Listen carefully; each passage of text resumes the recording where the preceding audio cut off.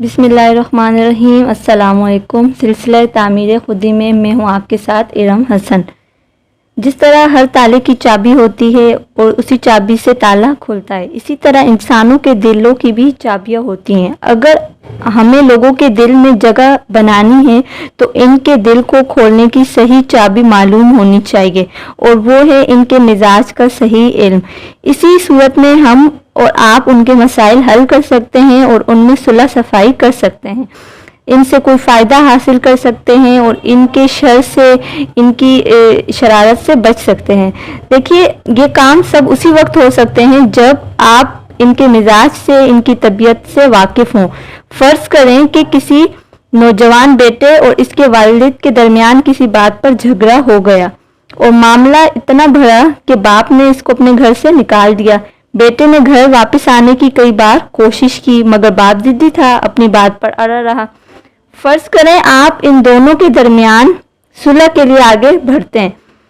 अब आप इसके वालिद को शरई एहकाम का हवाला देते हैं, हदीस सुनाते हैं और कतई रहमी के गुनाह से इसको डराते हैं, लेकिन वो इन बातों की कोई परवाह नहीं करता। इसी तरह गुस्से में भरा हुआ अपनी जिद पर अड़ा रहता है। ये सूरत हाल देखकर आप सुलह सफाई के लिए कोई दूसरी तदबीर, कोई दूसरा तरीके पर गौर करते हैं।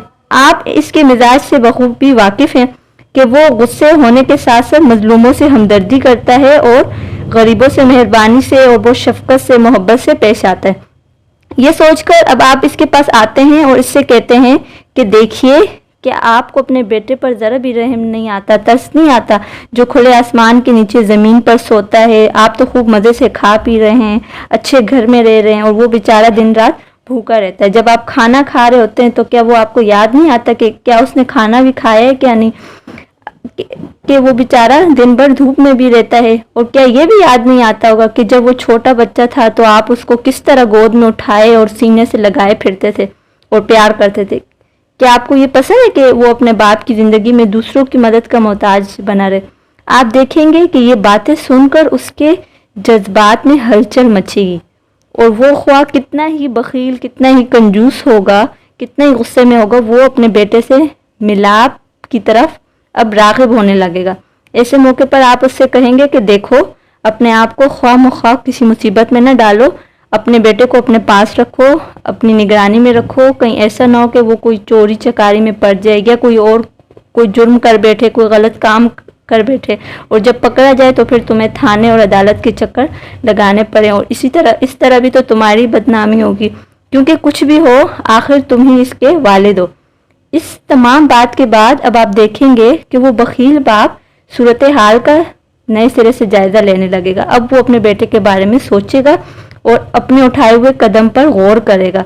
और वो बेटा लालची और मालो दौलत का अगर हरीस भी है तो आप उससे कुछ इस तरह बात करें कि देखो बेटा, तुम्हारे अगर कोई काम आएगा तो तुम्हारा सिर्फ बाप ही काम आएगा, आज नहीं तो कल तुम्हारी शादी होगी, इसका खर्चा कौन उठाएगा? अगर तुम्हारी कोई कार ख़राब हो गई या कोई और इस तरह का मसला पेश आता है तुम्हें, तो वो सब कौन करेगा?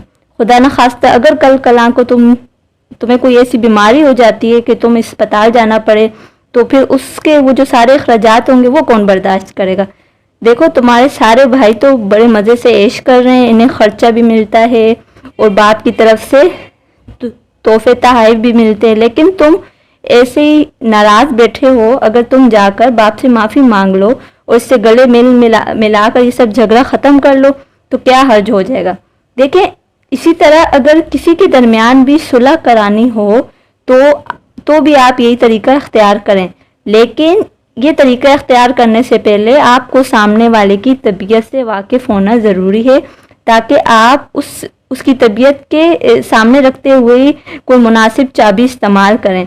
फिर देखें, जब आप लोगों के मिजाज और इनकी तबीयत का ख्याल रखेंगे तो फिर देखिएगा लोग आपके बारे में इस तरह तबसरा करने लगेंगे कि हमने जैसा होशियार आदमी नहीं देखा। देखें, वो अपनी बात से हर सामने वाले बंदे को कायल कर लेते हैं, अपनी तरफ राग़िब कर लेते हैं, हर बंदा उसकी बात सुन लेता है। अगर वीडियो अच्छी लगी तो अपनी दुआ में याद रखिएगा। अल्लाह हाफिज़।